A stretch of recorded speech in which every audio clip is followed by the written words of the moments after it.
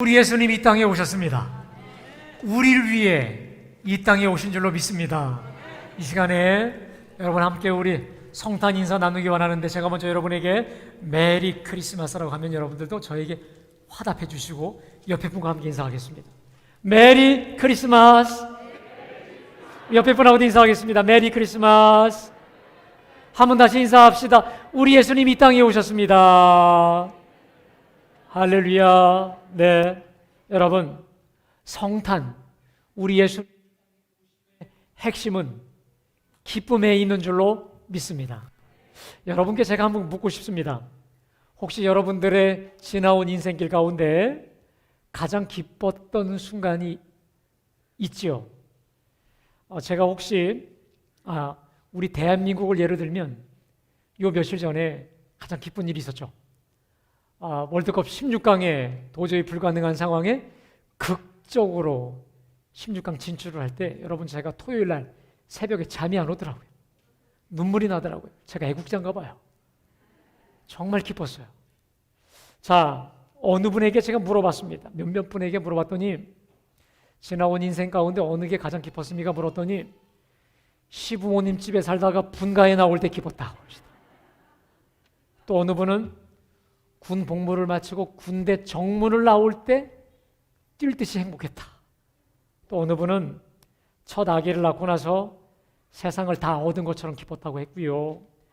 저는 저 때만 해도 이제 학력고사 시대여서 학교에까지 가서 정문에 이름이 붙어 있는 걸 확인을 해야 돼요. 그래서 대학 신학교에 두근두근 하는 마음으로 갔죠. 떨어졌을까 붙었을까. 정말 지구를 몇 바퀴 도는 마음으로 갔죠.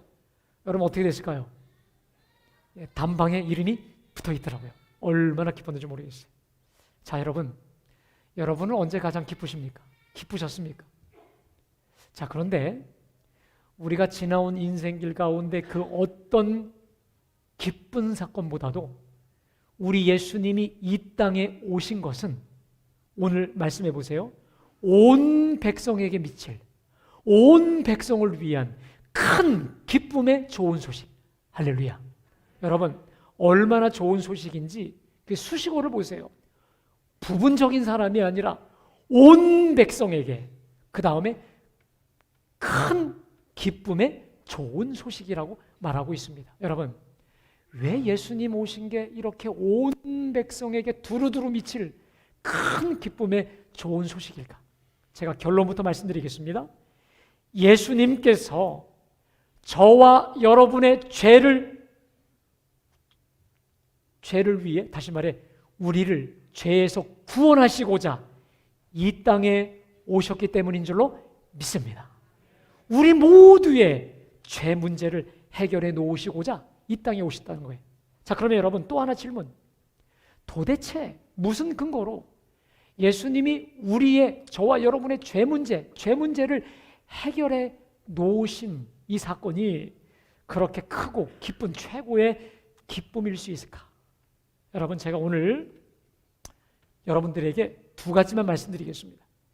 예수님께서 저와 여러분의 죄를 위해 이 땅에 죄 문제를 해결해 놓으시기 위해 이 땅에 오신 그 사건이 어떻게 그렇게 큰 기쁨의 사건인지 여러분에게 제가 두 가지만 말씀드리려고 하는데, 이 두 가지를 여러분 잘 기억하시면 여러분 인생에 놀라운 변화가 있게 될 줄로 믿습니다. 자, 첫 번째로, 예수님께서 우리의 죄 문제를 다 해결해 주셨기 때문에 우리 모두가 하나님의 자녀가 된 줄로 믿습니다. 따라합시다. 하나님의 자녀가 되었다. 자, 에베소서 2장 13절부터 14절까지 말씀 한번 띄워주실까요? 자, 우리 함께 다 같이 봉독합니다. 시작. 그리스도 예수 안에서 그리스도의 피로 가까워졌느니라. 그는 우리의 화평이신지라. 둘로 하나를 만드사 원수된 것 곧 중간에 막힌 담을 자기 육체로 허시고. 자, 여러분, 저기 말씀 중에 14절에 그는 우리의 화평이신지라 둘로 하나를 만드사 원수된 것, 여러분, 원수된 것, 이 단어, 그 다음 중간에 막힌 담, 이 원수라는 것, 원수됐다는 것과 막힌 담, 여러분 이 두 가지를 기억하십시오. 예수님이 오시기 전에 저와 여러분의 상태는 죄로 인해 하나님과 원수가 된 관계였습니다. 다시 말해 죄와 사망과 마귀의 종이 되어서 우리는 하나님과 원수 대적이었습니다. 그뿐만이 아닙니다. 우리의 죄가 하나님과 우리 사이를 갈라놓았어요. 하나님과 우리 사이가 둘이 아니라 하나였는데 죄가 하나님과 우리 사이를 다 가로막았습니다. 그래서 하나님께 기도해도 듣지 않으시고 어떤 풍성한 은혜도 죄 때문에 다 막혀버리게 됐습니다. 여러분, 하나님과 우리 사이에 죄가 있죠. 내가 아는 죄, 모르는 죄가 우리 사이를 다 가로막으면 하나님으로부터 오는 모든 좋은 것이 막히게 되는 것입니다. 그런데 우리 예수님 이 땅에 오셔서 십자가에서 당신의 모든 피를 다 흘려 쏟으셔서 우리를 당신의 피로 막힌 담을 당신의 피로 다 헐어주신 줄로 믿습니다. 아담으로부터 유전되었던 그 원죄와 자범죄로부터 우리 죄를 다 용서해 주시고 우리를 하나님의 자녀, 하나님의 존귀한 자녀로 거듭나게 하여 주실 줄로 믿습니다. 여러분, 우리가 하나님의 자녀가 될 때 어떠한 축복이 임할까요? 맨 처음에는요, 우리가 죽어도 지옥 가지 않고 천국을 가게 됩니다. 저에게 예수 믿어서 가장 좋은 게 뭐냐라고 묻는다면 저는 두 말도 하지 않고 첫 번째로 죽어도 지옥 가지 않고 어디 갈 수 있다?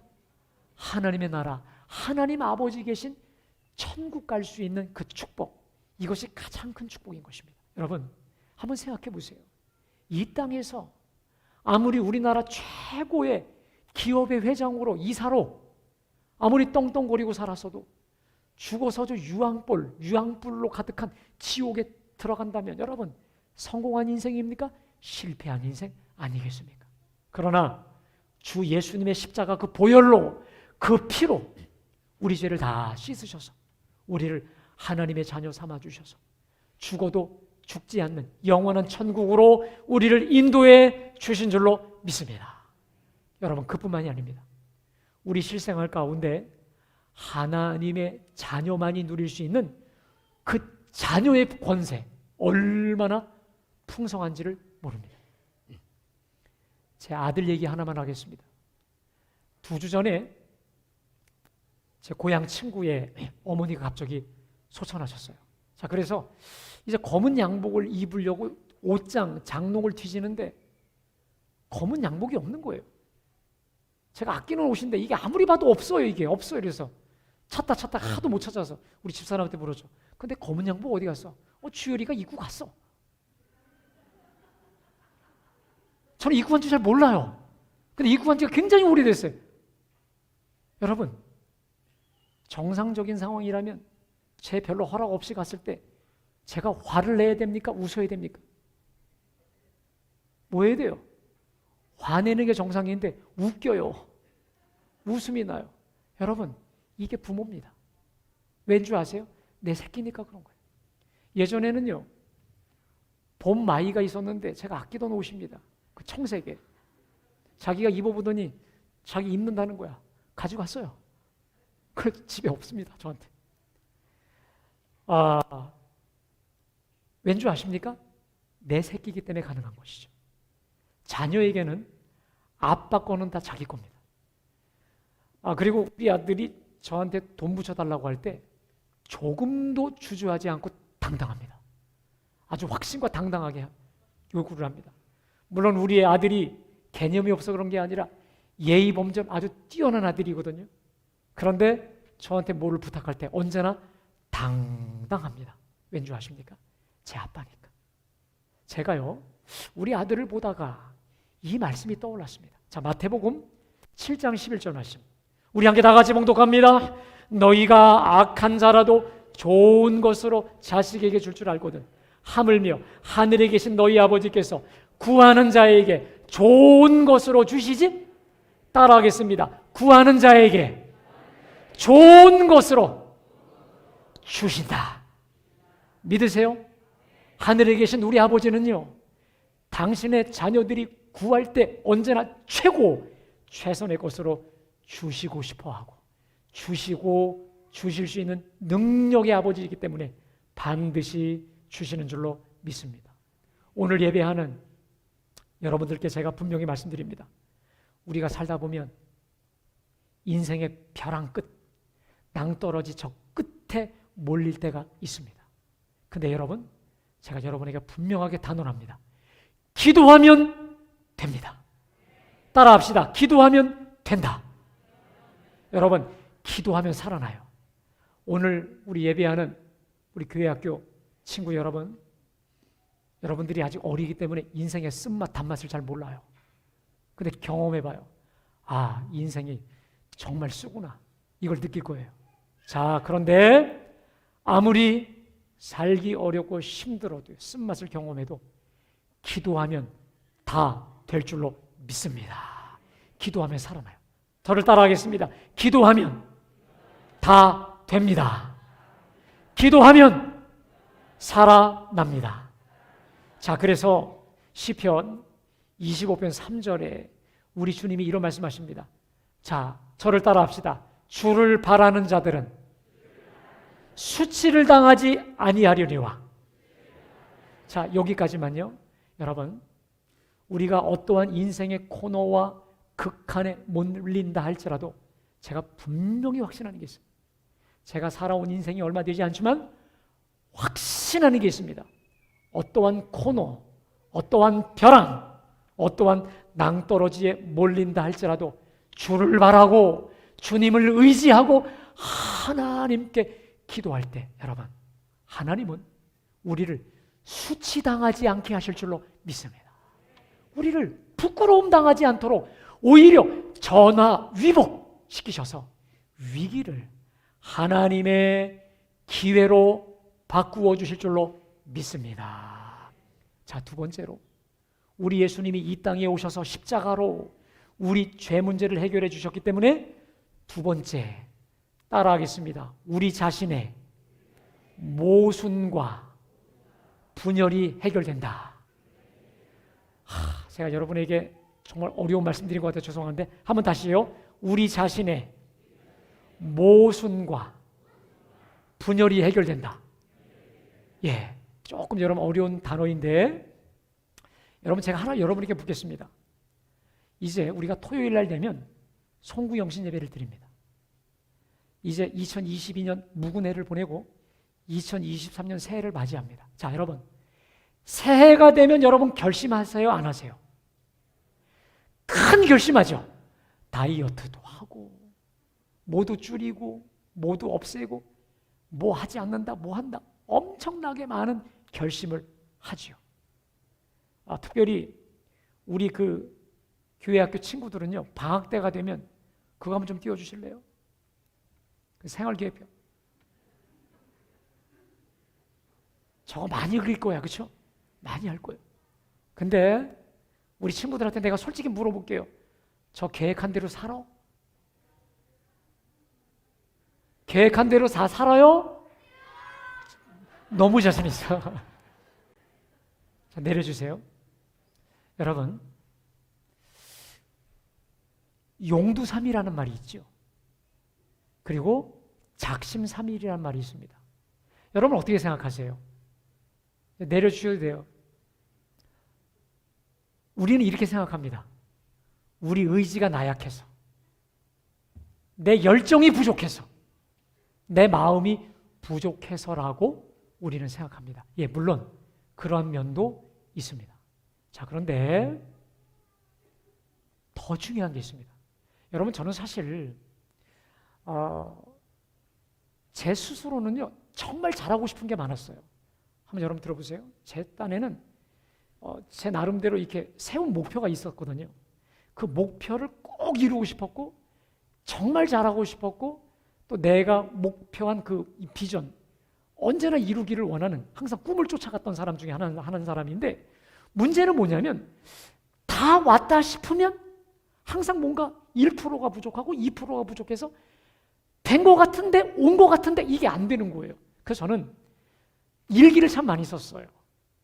저를 분석도 많이 했어요. 누구보다도 제 스스로가 연구 대상이어서 저는 대학원 때 목회 상담 심리를 전공을 했습니다. 그래서 프로이드 전집도 사고 융도 읽고 아들러와 여러 심리학, 여러 정신분석학도 많이 연구 공부를 했습니다. 근데 문제는 뭐냐면 내 성에 차지가 않는 거예요. 뭔가 이게 아닌 것 같아요. 근데 여러분, 제가 왜 내 목표, 내 기대치에 도달지 못했는지를 비로소 알게 되었습니다. 그런데 이것을 저보다 2000년 전에 먼저 깨달았던 사람이 있습니다. 바로 누구냐? 사도 바울이었습니다. 여러분, 사도 바울은 누구보다 완벽주의자입니다. 자기가 세운 목표, 자기가 세운 비전, 꿈 반드시 이루어야 되는 사람이었어요. 그리고 이 사람은 예수 믿고 거듭나서도 말씀대로 순종하기 원했습니다. 여러분, 제가 여러분께 묻겠습니다. 오늘 예배하는 여러분, 누가 좋은 부모 되고 싶지 않습니까? 누가 좋은 남편 되고 싶지 않고 좋은 아내, 좋은 자녀 되고 싶지 않습니까? 누가 사업에서 또 내가 하는 일에서 성공하고 싶지 않습니까? 그런데 문제는 내 뜻대로 잘 안 돼요. 그리고 우리가 하나님의 말씀대로 그렇게 살려고 발버둥을 치는데 우리가 잘 아는 말이죠. 마음은 원이로되 육신이 약해서. 죄송하지만 그러다가 우리 꼴이 지금까지 이렇게 왔어요. 자, 우리는 이것에 대해서 내 의지와 내 생각과 내 열정의 부족함이라고 생각합니다. 자, 그런데 2000년 전에 사도 바울이 놀라운 그 요인을 깨닫습니다. 왜 내 의지대로 되지 않는지를 깨달았습니다. 자, 로마서 7장 19절에서 20절까지 말씀. 여러분, 우리 함께 다 같이 봉독합니다. 시작. 도리어 원하지 않는 바 악을 행하는도다. 만일 내가 원하지 아니하는 그것을 하면 이를 행하는 자는 내가 아니요 내 속에 거하는, 따라합시다, 내 속에 거하는 죄니라. 여러분, 제가요 엊그제 우리가 새벽 기도에 로마서를 강의하는데 로마서를 강의하다가 제가 이 구절을 발견하다 눈이 확 튀었어요. 그래서 오늘 주보 칼럼에 인간이 발견한 최고의 통찰 중에 통찰, 바로 죄라고 하는 제가 칼럼을 실었는데 여러분 집에 가서 꼭 한번 읽어보시기 원합니다. 이게 무슨 말입니까? 내 소원과 내 열정과 내 의지를 넘어서 있는 죄가 있다는 거예요. 내가 정말 잘하고 싶고 내가 누구보다 승리하고 싶고 성공하고 싶지만 그 성공과 승리를 날마다 가로막는 죄와 죄를 부추기는 마귀와 죽음의 권세가 있다라고 하는 것이지요. 이 죄의 권세는 내 의지와 내 결심과 내 열정을 넘어서 있기 때문에 내 능력 그 이상이에요.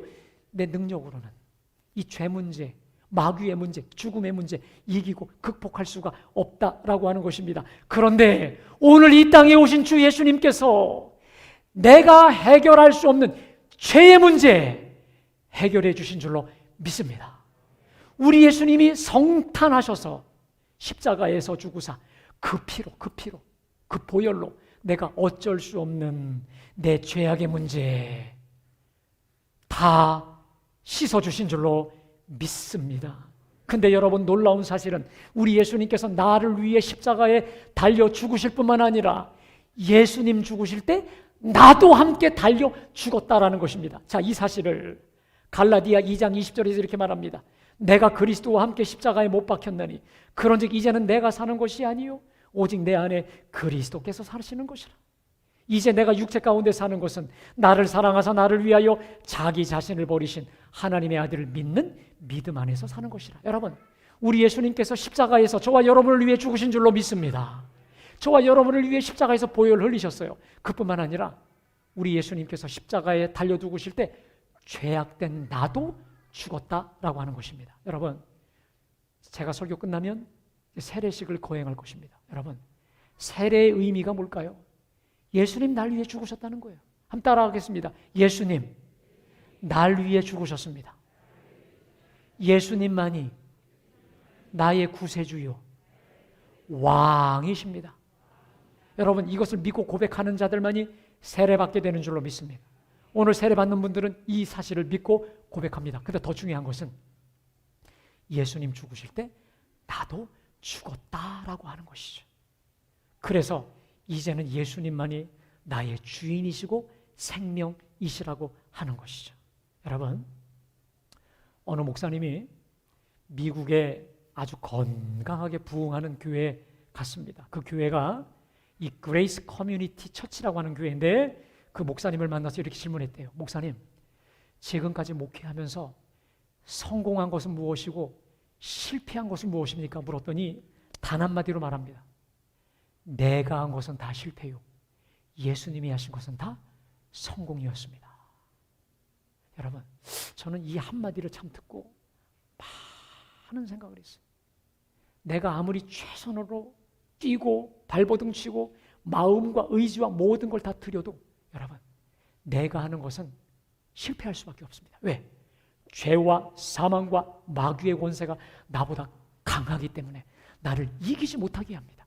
그러나 죄의 문제, 사망의 권세, 마귀의 권세를 십자가에서 다 때려잡은 우리 예수님과 함께라면 언제나 성공인 줄로 믿습니다. 여러분, 내가 넘을 수 없는 담, 내가 넘을 수 없는 한계, 십자가 단단히 붙잡고 믿음으로 뛰어넘기를 주님의 이름으로 축복합니다. 나는 불가능하지만 내게 능력 주시는 그 십자가, 특별히 예수님 붙잡고 예수님과 함께 우리가 날마다 이기고 승리케 될 줄로 믿습니다. 이 예수님의 은혜가, 이 예수님의 임재가 저와 여러분 속에 가득하시기를 주님의 이름으로 축복합니다. 자, 세례식을 거행하겠습니다.